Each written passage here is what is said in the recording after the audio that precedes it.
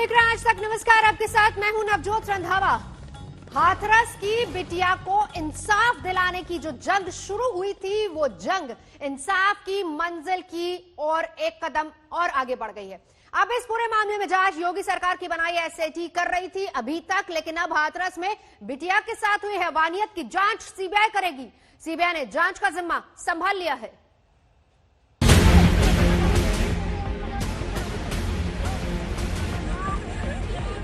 सामने आएगा बिटिया के साथ हुई हैवानियत का सच। सामने आएगी हाथरस में हुई क्रूरता की एक एक कहानी। अब खुलेगी हाथरस में हुई साजिश की हर परत, क्योंकि सीबीआई ने हाथरस केस की जांच अपने हाथ में ले ली। अब तक हाथरस की बिटिया के साथ हुई हैवानियत की जांच योगी सरकार की बनाई गई एसआईटी कर रही थी। एसआईटी ने बाकायदा पीड़ित परिवार के घर के बाहर डेरा डाल रखा है। पीड़िता के घर के बाहर एसआईटी ने कंट्रोल रूम बना रखा है, मगर अब एसआईटी से जांच का जिम्मा सीबीआई ने ले लिया है। हाथरस केस में पीड़ित परिवार शुरू से ही कह रहा था कि उसे पुलिस और एसआईटी पर भरोसा नहीं है। उसके बाद योगी सरकार ने सीबीआई जांच की अनुशंसा की थी। सीबीआई जांच के लिए मंत्रालय से हरी झंडी मिली। अब सीबीआई इस मामले में जल्द ही एफआईआर दर्ज करेगी। सीबीआई के सामने चुनौतियां कई हैं, क्योंकि हाथरस मामले में अलग अलग तरह की आवाजें उठ रही हैं। एक तरफ पीड़ित हैं जो बार बार कह रहे हैं कि उन्हें सिर्फ और सिर्फ न्यायिक जांच पर ही भरोसा है। दूसरी तरफ हाथरस कांड के जरिए दंगा फैलाने तक के आरोप सामने आ रहे हैं। ऐसे में सीबीआई हर पहलू की पड़ताल करेगी और हाथरस का सच सामने लाएगी। जितेंद्र बहादुर सिंह, हाथरस, आज तक।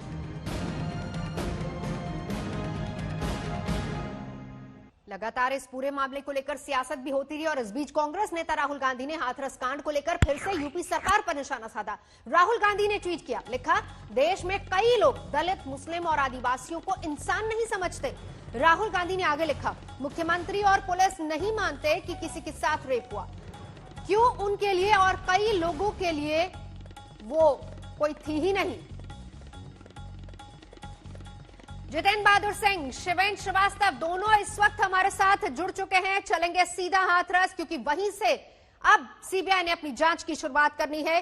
14 सितंबर वो दिन जब घटना घटी, 29 सितंबर वो दिन जब मौत हो गई, 30 को एसआईटी बनाएगी और फिर उसके बाद सीबीआई जांच की सिफारिश। हालांकि अभी जांच एसआईटी कर रही है। पहला सवाल जितेंद्र आपसे जरा क्लियर कीजिए, अगर आज सीबीआई पूरे मामले को टेक ओवर करती है तो क्या यह समझा जाए कि अब एसआईटी अपनी जांच को आगे नहीं बढ़ाएगी, यानी आज से सीबीआई ही इस पूरे मामले को देखेगी, जांच करेगी?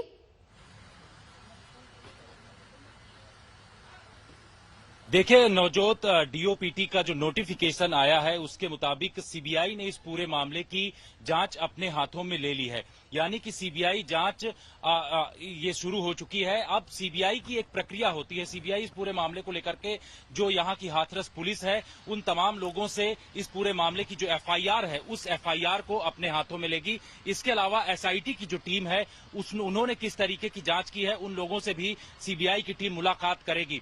फिर सीबीआई इस पूरे मामले में एक नई एफआईआर दर्ज करेगी और उसके बाद ही इस पूरी प्रक्रिया को लेकर के सीबीआई की जो टीम है, सीबीआई के जो अधिकारियों की एक जो टीम नियुक्त की जाएगी, वो पूरी टीम फॉरेंसिक टीम के साथ हाथरस गांव के बुलगढ़ी का दौरा कर सकती है। और जैसे ही वो लोग एफआईआर दर्ज करेंगे उनकी टीमें गठित की जाएंगी और इस पूरे मामले को बड़े स्तर पर छानबीन की जाएगी। लेकिन आपको बता दें कि परिवार वाले लगातार इस बात को लेकर के कह रहे हैं कि उनको पुलिस पर भरोसा नहीं है, उनको एसआईटी पर भरोसा नहीं है। उनका यह कहना था कि इस पूरे मामले की जांच सुप्रीम कोर्ट के जज जो हैं, जो सिटिंग जज हैं, उनकी निगरानी में होना चाहिए। तो सीबीआई जांच अब इस पूरे मामले में शुरू हो चुकी है, यानी कि सीबीआई ने इस पूरे मामले को अपने हाथों में ले लिया है। लेकिन जो आगे की प्रक्रिया है उसमें ये पूरी जो एफआईआर दर्ज होगी, एफआईआर दर्ज होने के बाद पूरा जो सीन ऑफ क्राइम है उन तमाम जगहों पर सीबीआई की टीम जाएगी और उसके बाद इस पूरे मामले की बड़े स्तर पर तफ्तीश करेगी। सीबीआई देश की सबसे पेशेवर एजेंसी है और इनके पास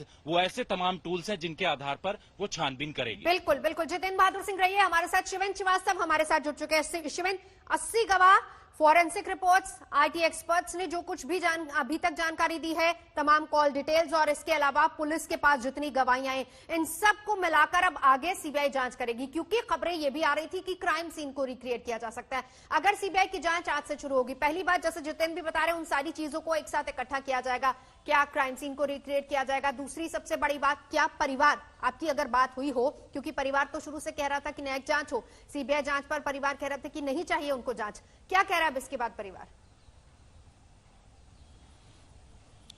देखिए नवजोत, परिवार की भी बात बताएंगे, लेकिन उससे पहले सीबीआई किस तरह से शुरू करेगी मैं बताता हूं आपको। सीबीआई को कल शाम को नोटिफिकेशन दिया गया है। सीबीआई के दस्तावेज और जो फॉर्मेलिटीज पूरी करने के बाद सोमवार को यहां पर सीबीआई की टीम आएगी पहली बार, और वो जांच शुरू करेगी। और सीबीआई अपने तरीके से जांच शुरू करती है, और साथ ही साथ जो एसआईटी की जांच चल रही है वो भी चलती रहेगी, क्योंकि 16 तारीख को उनको रिपोर्ट यूपी गवर्नमेंट को देना है, जिसमें पुलिस वालों की लापरवाही और किस तरह से लीनियंसी हुई उन सब पे रिपोर्ट देनी है। वो अलग एक जांच है। लेकिन इस दौरान जो पूरा मामला है, जिस मामले के लिए सीबीआई जांच कर रही है, जो परिवार की तरफ से पहली एफआईआर दर्ज हुई थी, उस पर अपनी जांच केंद्रित करते हुए आगे बढ़ेगी। तो जितनी भी दस्तावेज, जितने भी सबूत, जितने भी गवाह, जितनी भी डॉक्यूमेंटेशन है, वो जितना किया गया होगा एसआईटी की तरफ से, लोकल पुलिस की तरफ से, वो सब सीबीआई को हैंडओवर किया जाएगा। सीबीआई अपने स्तर पर जांच शुरू करेगी, और जैसे जैसे उसके सामने तथ्य सामने आएंगे, उन तथ्यों के आधार पर आगे की जांच बढ़ाती जाएगी। लेकिन एसआईटी को भी साथ में अपनी जांच करनी होगी। हालांकि उसकी जांच अब केंद्रित रहेगी सिर्फ पुलिस वालों की जो रोल था उस पर, और वो यूपी गवर्नमेंट को जवाब देना है, इसलिए यूपी गवर्नमेंट के पास रिपोर्ट जाएगी। और जाहिर सी बात है, ये एसआईटी की रिपोर्ट जो है उसको भी अपनी जांच में शामिल सीबीआई करेगी, लेकिन दोनों का रोल थोड़ा अलग अलग रहेगा। इसके अलावा जो परिवार, पीड़ित परिवार बात कर रहा था, पीड़ित परिवार ने सीबीआई जांच से मना किया था। उनका कहना था कि सुप्रीम कोर्ट की तरफ से कराई जाए, लेकिन यूपी गवर्नमेंट कोई भी कोर कसर नहीं छोड़ना चाहती। आपको बता दें कि आज परिवार को लेकर के जो एसआईटी है, जो पुलिस वाले हैं, वो जाएंगे लखनऊ, क्योंकि उनको कल सोमवार को परिवार को कोर्ट के सामने पेश करना है। तो कोर्ट के सामने पेश करने से पहले सरकार और जो जांच एजेंसी है वो ये चाहती है कि उनके पास हर बात का जवाब रहे कोर्ट को संतुष्ट करने के लिए। तो वो कोई कोर कसर नहीं छोड़ना चाहते, इसीलिए कल शाम को नोटिफिकेशन जारी कर दिया गया, ताकि जब कोर्ट में जाएं तो वो अपनी तरफ से हर दलील दे सकें कि हमने हर तरीके का पुख्ता इंतजाम कर रखा है। हालांकि इस पर बड़ी कंट्रोवर्सी, बड़ा विवाद हो रहा था कि आखिरकार एक हफ्ते से ज्यादा का वक्त क्यों लिया गया, सीबीआई की जांच शुरू करने के लिए नोटिफिकेशन क्यों जारी नहीं किया गया। इसलिए सरकार उस एम्बेरसमेंट से भी बचना चाहती है, इसलिए शाम को नोटिफिकेशन जारी कर दिया गया। और अब आगे सीबीआई जो जांच करेगी उसमें तमाम तथ्यों को अपने तरीके से फोरेंसिक, टेक्निकल, सीसीटीवी और जो इलेक्ट्रॉनिक सर्विलांस है उनके जरिए जांच को आगे बढ़ाएगी। बहुत अहम, सीबीआई की जांच भी चलेगी और एसआईटी की भी चलेगी। आप दोनों हमारे साथ बने रहिए। लेकिन इस पूरे मामले को लेकर देखिए, कांग्रेस अब लगातार हाथरस कांड पर हल्ला बोल रही है। यूपी के प्रदेश कांग्रेस अध्यक्ष अजय कुमार लल्लू ने कहा है कि यूपी सरकार लगातार केस को दूसरे तथ्यों से जोड़ रही है और इसे तोड़ मरोड़ कर पेश करने की कोशिश हो रही है। उत्तर प्रदेश की जो हालात है वो बद से बदतर है। महिला अपराध में उत्तर प्रदेश नंबर 1 स्थिति पर है। जिस तरह के विभत्स घटनाएं उत्तर प्रदेश में हो रही है, खासकर महिलाओं के ऊपर, कहीं ना कहीं उत्तर प्रदेश का चाल, चरित्र और चेहरा सरकार का उत्तर प्रदेश और देश के सामने है। हाथरस की घटना को बार बार तोड़ मरोड़ कर पेश करना, दूसरे तरफ ले जाने का प्रयास करना, दूसरे तथ्यों से जोड़ना, ये अपने आप में सरकार की विफलताओं को पूरी तरह प्रकाशित करता है। सरकार को घटनाओं से सबक लेते हुए कड़ी कार्रवाई की व्यवस्था करनी चाहिए। और इस बीच ये भी बताएं कि हाथरस कांड में आरोपियों की तरफ से सुप्रीम कोर्ट के एपी सिंह केस लड़ेंगे और एपी सिंह निर्भया केस में भी आरोपी के वकील रह चुके हैं और इसी केस में क्षत्रिय महासभा उठाएगी और एपी सिंह ने कल गांव जाकर आरोपी के परिवार से बात की। इन्वेस्टिगेशन का पार्ट है। सबसे पहले जो एफआईआर हुई वो अंडर सेक्शन 307 हुई। पीड़िता के भाई ने बयान लिखे, उसके आधार पर एफआईआर दर्ज हुई। उसमें कहीं रेप नहीं, जब रेप नहीं तो गैंग रेप कहां से, वो नहीं उसमें। और उसके बाद जो मेडिकल रिपोर्ट आई, एमएलसी रिपोर्ट आई, सीएफएसआर, उसमें कहीं भी रेप नहीं है। अंडर सेक्शन 307 में केस रजिस्टर्ड हुआ। उसके बाद फिर राजनीति शुरू हुई। राजनीति शुरू होते होते एक ऑनर किलिंग के केस को जातिवादी हिंसा का बहुत बड़े लेवल तक ले जाया गया इसमें। इस तरह से ये SC/ST एक्ट का इस केस में पूरी तरह से दुरुपयोग किया गया है, मिसयूज किया गया है और केस को जाति, क्षेत्र, भाषा, संप्रदाय के आधार पर नहीं लड़ा जा सकता। केस को केस की तरह लड़ा जाए। शिवेंद्र और जितेंद्र दोनों इस वक्त हमारे साथ जुड़े। आपके पास आऊंगी जितेंद्र बहादुर सिंह। देखिए, बड़ी बात यह है कि इस पूरे मामले में न्याय मिलना चाहिए। यही बात सरकार कह रही है, यही बात परिवार कह रहा है और यही बात समूचा विपक्ष भी जो बार बार वहां गया अपनी सियासत चमकाने के लिए, उन्होंने भी यही बात कही। लेकिन जब न्याय की बात आती है तो जो आरोपी हैं वो भी यही मांग कर रहे हैं कि उनको भी न्याय मिले। अब सबसे पेचीदा सवाल तो यही हो जाएगा कि न्याय किसको मिलेगा। बात यह कि हत्या किसने की, कैसे हुई, और न्याय की बात सीबीआई के लिए बड़ा चैलेंज ये भी रहेगा। बिल्कुल नवजोत, सीबीआई के लिए एक बहुत बड़ा चैलेंज रहेगा क्योंकि दोनों परिवार वर्सेस परिवार हो रहा है। जो आरोपी परिवार हैं उनकी तरफ से जो मुख्य आरोपी है संदीप, वो जेल से चिट्ठी लिखता है और ये कहता है कि वो बेगुनाह है, वो लोग निर्दोष हैं। बाकी जो परिवार से जुड़े हुए 3 और आरोपी हैं उनका भी यही कहना है। वहीं जो पीड़ित परिवार है वो लगातार न्याय की गुहार कर रहा है। उनका ये कहना है कि कॉल डिटेल्स आती है, उस कॉल डिटेल्स को लेकर के जब आज तक ने पीड़ित परिवार से बातचीत की तो उनका ये कहना है कि उनके खिलाफ साजिश हो रही है। तो इन तमाम चीजों को लेकर के लगातार दोनों पक्ष अपनी अपनी दलीलें दे रहे हैं। सीबीआई को इसमें देखना होगा क्योंकि सीबीआई एक ऐसी एजेंसी है जो कि प्रोफेशनल एजेंसी है, जिसके पास ऐसे टूल्स होते हैं, जो कि पेशेवर एजेंसी है, जिसके पास ऐसे फॉरेंसिक एक्सपर्ट होते हैं जिनके आधार पर वो बेहतर जांच कर सकती है। और इसी बात को लेकर के उत्तर प्रदेश सरकार की तरफ से यह कहा गया था कि सीबीआई इस पूरे मामले की जांच करेगी। हालांकि परिवार वाले ये कह रहे हैं कि अगर इस पूरे मामले की मॉनिटरिंग सुप्रीम कोर्ट के जो सिटिंग जज हैं उनकी तरफ से किया जाएगा तो ज्यादा बेहतर होगा। उत्तर प्रदेश सरकार इसके लिए भी राजी है और उनका यह कहना है कि कोई भी इसको मॉनिटर कर सकता है।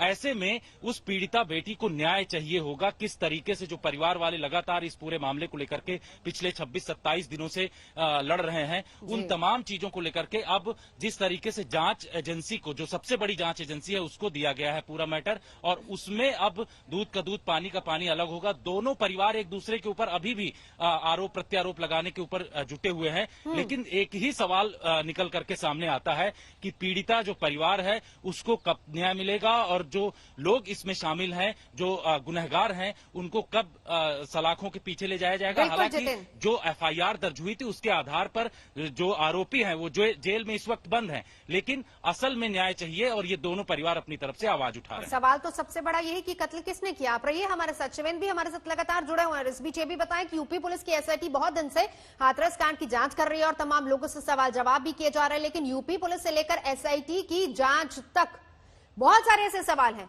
जिनका जवाब अभी तक नहीं मिला। और सबसे बड़ा सवाल तो यह है कि आखिर किसने हाथरस की बिटिया का कत्ल किया। ये लोग, इन लोगों ने पहले से साजिश रची होगी। मेरे बेटे निर्दोष हैं। फांसी चाली है जो झूठा इल्जाम लगाया हो तो दोषी हो तो सजा दे। हाथरस कांड को 26 दिन हो गए। पहले जिले की पुलिस, फिर यूपी पुलिस की तेज तर्रार एसआईटी और अब सीबीआई मामले की जांच कर रही है। लेकिन कई सवाल ऐसे हैं जिनके जवाब अभी मिलने बाकी हैं। हाईकोर्ट भी मामले में दखल दे चुका है। सोमवार को हाईकोर्ट में सुनवाई होने वाली है। पूरे देश की नजर इस पर है कि इस रहस्यमय मामले में आखिर सच क्या है। अब तक इस सवाल का जवाब सामने आना बाकी है कि पीड़िता को बर्बर तरीके से मारने वाला कौन था और पीड़िता को इंसाफ कैसे मिलेगा। अब तक मामले की जांच एसआईटी कर रही थी। 14 सितंबर का सच जानने के लिए जो एसआईटी मशक्कत करती रही उसके निशाने पर थे पूरे 40 लोग। जी हां, गांव के 40 लोगों से सवाल किए गए या किए जाने हैं। ये सभी षड्यंत्रकारी बेनकाब होंगे और बेनकाब होने के अलावा कानूनन कार्रवाई भी सख्ती के साथ ऐसे तत्वों के साथ हम लोग करेंगे जो लोग समाज के माहौल को खराब करके, समाज में जातीय विद्वेष पैदा करके, अराजकता पैदा करके, विस्वमन करके विकास को अवरुद्ध करना चाहते हैं। उस दिन खेतों में काम करने वाले लोगों से लेकर आसपास के खेत वाले भी इन 40 लोगों में शुमार हैं। आरोपी और पीड़िता के घर वाले तो इनमें हैं ही। अब आपको बताते हैं कि कौन से हैं वो सवाल जिनका जवाब अभी मिलना बाकी है। 14 सितंबर को खेत में लड़की को किसने मारा? लड़की ने पहले दिन वाले बयान में बलात्कार की बात क्यों नहीं की? लड़की ने आखिरी बयान में बलात्कार की बात की, लेकिन मेडिकल रिपोर्ट उल्टी क्यों है? 29 सितंबर को उसकी मौत के बाद आनन फानन में रात के अंधेरे में उसकी लाश क्यों जला दी गई? क्या किसी सच को छुपाया जा रहा है? सबसे ज्यादा पेचीदगी इस आधी रात के अंतिम संस्कार की वजह से ही आई। ये बॉडी जल रही है और पुलिस फोर्सफुली, इस वक्त पे करीब 3 बज रहा है रात का, और पुलिस फोर्सफुली बिना किसी परिवार के सदस्य की प्रेजेंस के बिना यहाँ पे बॉडी को लेकर आई और बॉडी को जला दिया। जिस सच की तलाश में एसआईटी जुटी थी, अब उसी की तलाश सीबीआई करेगी।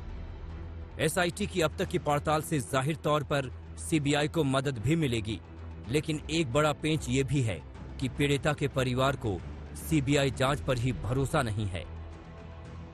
सीबीआई हाथरस में पहुंचेगी, इस केस का पूरा इन्वेस्टिगेशन करेगी, वो आप लोग को नहीं चाहिए? जी नहीं चाहिए। क्यों ऐसा आप लोग बोल रहे हैं? कहीं ना कहीं क्या भरोसा नहीं है सीबीआई पे भी? सर सीबीआई पे नहीं भरोसा, नहीं भरोसा, क्योंकि वो भी हमें लग रहा है कि ऐसा ही कहीं सीबीआई नहीं चाहिए। नहीं चाहिए मैम, सीबीआई नहीं चाहिए तो फिर कौन जांच करेगा? कैसे जांच आगे बढ़ेगी फिर बताइए? ये मुझे नहीं पता मैम, सीबीआई जांच नहीं चाहिए हम लोगों को। सीबीआई जांच नहीं चाहिए। सुप्रीम कोर्ट में हमारे जज के जरिए से फैसला, सुप्रीम कोर्ट के जज करें, सुप्रीम कोर्ट के जज करें, उनकी निगरानी में रहकर ये फैसला होना चाहिए। अब सीबीआई को चश्मदीदों से लेकर फॉरेंसिक जांच जैसे सबूतों के आधार पर सच तक पहुंचना होगा। काम आसान नहीं है, लेकिन देश की सबसे पेशेवर जांच एजेंसी तह तक पहुंचेगी, इसका यकीन किया जा सकता है।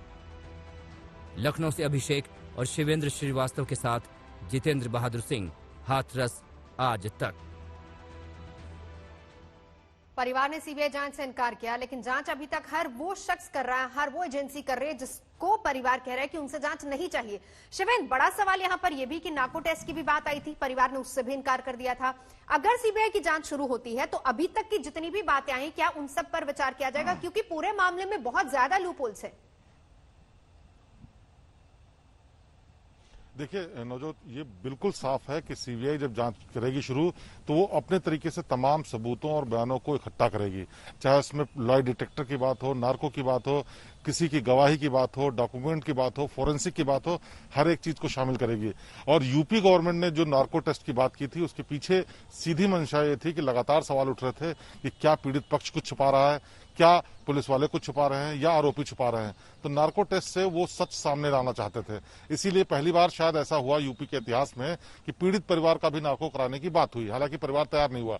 लेकिन सीबीआई जब जांच करेगी, अगर उसको कहीं लूपहोल मिलता है, अगर कहीं उसको ऐसा शक होता है कि परिवार कुछ झूठ बोल रहा है या छुपा रहा है, तो उसके लिए नार्को समेत तमाम दूसरे और एविडेंस इकट्ठा करने के तरीकों को इस्तेमाल कर सकते हैं। और यही एक रास्ता बचता है कि हर एक पहलू से जांच की जाए, क्योंकि 14 सितंबर से लेकर के आज 11 अक्टूबर तक बहुत लंबा वक्त, लगभग 1 महीने का वक्त बीत चुका है।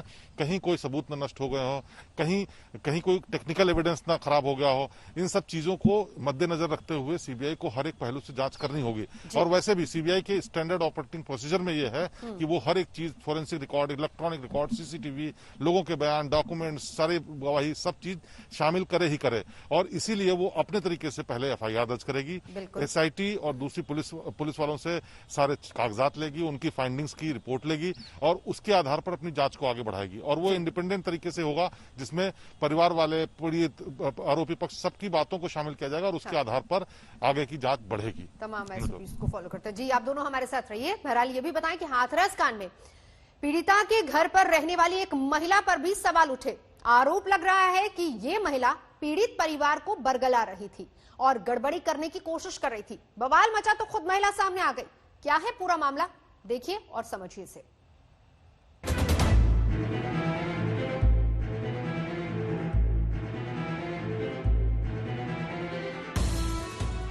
भाभी भाभी भाभी बोलेंगे, क्या बातचीत हुई है? क्या बातचीत हुई है बताइए। एसआईटी की टीम से क्या बातचीत हुई है? अम्मा बताइए। 3 अक्टूबर को आज तक संवाददाता चित्रा त्रिपाठी के सामने एसआईटी जांच की परतें खोलती ये हाथरस की पीड़िता की असली भाभी। आप लोग सीबीआई जांच चाहते हैं? नहीं, सीबीआई जांच नहीं चाहते? नहीं चाहिए हमें सीबीआई। और ये वो रहस्यमयी महिला है जिसकी हाथरस में मौजूदगी सवालों के घेरे में आ गई है। उनको लग रहा है ना हर बात में तोड़ मरोड़ किया जा रहा है। ऐसी राजनीति अगर होती है तो सबके भले की राजनीति है ये दोनों महिलाएं अलग हैं। एक हाथरस की पीड़िता की असली भाभी है तो वहीं दूसरी वो महिला है जिस पर परिवार को बरगलाने का आरोप है। मेरा ये मानना है प्राइमरी एविडेंस के तौर पर जब पीड़िता का डाइंग डिक्लेरेशन है तो आपको क्या लगता है कि उसके बाद हमें अदर एविडेंस की जरूरत है या नार्को टेस्ट की जरूरत है? आप समझ रहे हैं मैं क्या करना चाह रही हूँ? मैं हाँ बहन हूँ मैं। दरअसल राजकुमारी नाम की महिला न सिर्फ पीड़ित परिवार के साथ थी बल्कि उनकी आवाज बनी हुई थी। 6 अक्टूबर को सीपीआई महासचिव सीताराम येचुरी के परिवार से मुलाकात के दौरान का ये वीडियो देखिए। आने वाली पीढ़ियों के लिए आए हैं। बिल्कुल बिल्कुल ठीक है और हमारा एक ही मसला ना। बिल्कुल मैं अभी मानवता की दृष्टि से आई हूँ। मेरा कोई खून का रिश्ता नहीं है इस परिवार से, लेकिन मैं पिछले 3 दिन से यहाँ पर हूँ इनके साथ में कि मैं आपकी लड़ाई आखिरी तक लड़ना चाहूंगी। मैं अपनी आने वाली पीढ़ियों के लिए, अपनी बच्चों के लिए, क्योंकि अब सहनशीलता खत्म हो गई सर। अब बस इससे ज्यादा नहीं सह सकते अब हम। आज तक संवाददाता जितेंद्र बहादुर सिंह ने पीड़िता के परिवार से इस महिला की पहचान और उसके परिवार से रिश्तों को लेकर सवाल पूछे तो बताया गया कि राजकुमारी बंसल दूर की रिश्तेदार हैं और जबलपुर से आई थी। रिश्तेदार है वो हमारे। कहाँ के रहने वाले? जबलपुर से हैं। कैसा रिश्ता है उनसे? कैसे रिलेटिव हैं, दूर के रिश्ते में हैं वो। सारे रिश्ते खून से ही थोड़ा ना होते हैं। यानी परिवार महिला को जानने का दावा कर रहा है, अता पता भी बता रहा है, ये भी कह रहा है कि उन्हें भड़काने वाली सारी बातें कोरी कल्पना है। पता चल रहा है कि वो सबको, आपको, घर वालों को बहुत सारी चीजें बता रही थी कि ऐसे बोलना इस तरीके से। सब गलत है। क्या हम लोग 6 महीने के बच्चे अपना अच्छा बुरा जानते नहीं है जो कि वो कोई बाहर से आके हमें सिखाएगा तब हम लोगों को पता चलेगी? क्या बेटी मर गई वो भी हम लोग नहीं जानते कि मतलब हमारे घर में मौत हुई है या ऐसा सब कुछ चल रहा है, शादी चल रही है, हम लोग जानते नहीं है? कोई आके हमें सिखाएगा? कौन रहा है इस चीज को? हमने मतलब सिखा रहे हैं कोई आके? मतलब हम लोग खाना पीना नहीं खाते। वो हंगामा मचा तो राजकुमारी बंसल ने खुद पर लगे तमाम आरोपों को सिरे से खारिज कर दिया। आरोप लगाए कि उनके फोन को टैप किया जा रहा है और उन्होंने बाकायदा जबलपुर के साइबर सेल में इसकी शिकायत भी दर्ज कराई है। तो उसके लिए सबूत पेश करें। कौन सी लाइन बोली, किसने भड़काया, थोड़ा सा सबूत तो देना पड़ेगा कि मैडम आपने ये लाइन बोली, क्योंकि आरोप तो कोई भी लगा सकता है, कोई भी किसी पे लगा सकता है। आरोप को आपको तो क्लियर तो करना पड़ेगा ना। मुझे पता ही नहीं है कि कौन सा आरोप लग रहे हैं। सुप्रीम कोर्ट ने यूपी सरकार से पीड़िता के परिवार की सुरक्षा पर सवाल पूछे हैं। पूरा गांव छावनी में तब्दील हो गया है। पीड़िता के घर के पास सीसीटीवी कैमरे लगाए गए हैं। हर आने जाने वाले पर नजर रखी जा रही है। 12 अक्टूबर को पीड़िता के परिवार की इलाहाबाद हाईकोर्ट के सामने पेशी भी है। ऐसे में किसी भी संदिग्ध शख्स की पीड़िता के घर पर मौजूदगी गंभीर सवाल है। ऐसे में किसी महिला का परिवार के बीच अचानक रहना और फिर गायब होना शक पैदा करता है। जितेंद्र बहादुर सिंह, हाथरस, आज तक। जितेंद्र और शिवेंद्र दोनों हमारे साथ है। जितेंद्र, मिस्ट्री महिला कौन है ये?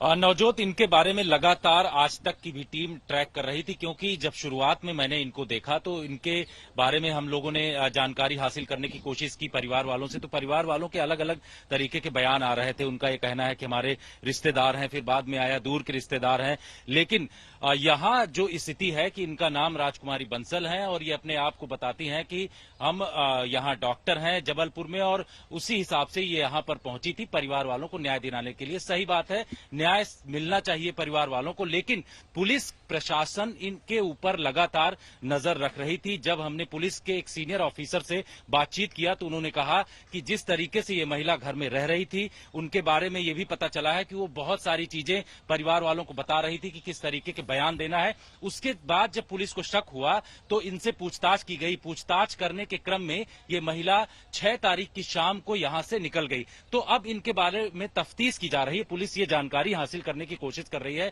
कि आखिर किस तरीके से परिवार वालों के बीच में रही हैं। हालांकि परिवार वाले लगातार ये कह रहे हैं कि दूर के रिश्तेदार हैं, उनके घर वालों की जो रिश्तेदारी है वो जबलपुर में है, इंदौर में है, भोपाल में है, अलग अलग जगहों पर है। लेकिन इस महिला के बारे में भी ये कोशिश की जा रही है, पुलिस जो यहाँ की है, चाहे क्राइम ब्रांच हो यहाँ हाथरस की, इसके अलावा जो स्पेशल पुलिस है वो लगातार ये छानबीन करने की कोशिश कर रही कि आखिर यहाँ इनका रहने का मकसद क्या था, किस मतलब से यहाँ पर रह रही थी और किस तरीके से परिवार वालों को अलग अलग बातें बता रही थी कि कैसे बातचीत करना है। तो ये तफ्तीश का विषय है और इसकी जांच की जा रही है इस वक्त। शुक्रिया।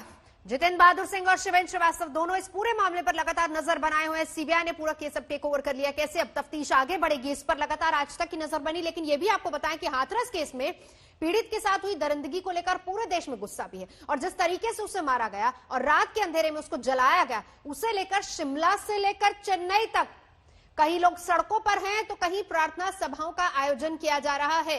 कोलकाता, दिल्ली, चेन्नई, शिमला, पंजाब के अलग अलग इलाकों में हर जगह पर इंसाफ की आवाज उठ रही है। और इस बीच सीबीआई अपनी जांच शुरू करेगी, अपने तरीके से सीबीआई जांच करेगी। अभी तक जितनी भी जांच हुई है, चाहे वो पुलिस और एसआईटी टीम ने की हो, वो सभी सबूत और सभी साक्ष्य जुटाए जाएंगे और फिर उसी को लेकर, उसी को आधार बनाकर सीबीआई अपनी तरफ से भी तफ्तीश करेगी और उन मामलों पर भी गौर करेगी। और उसके अलावा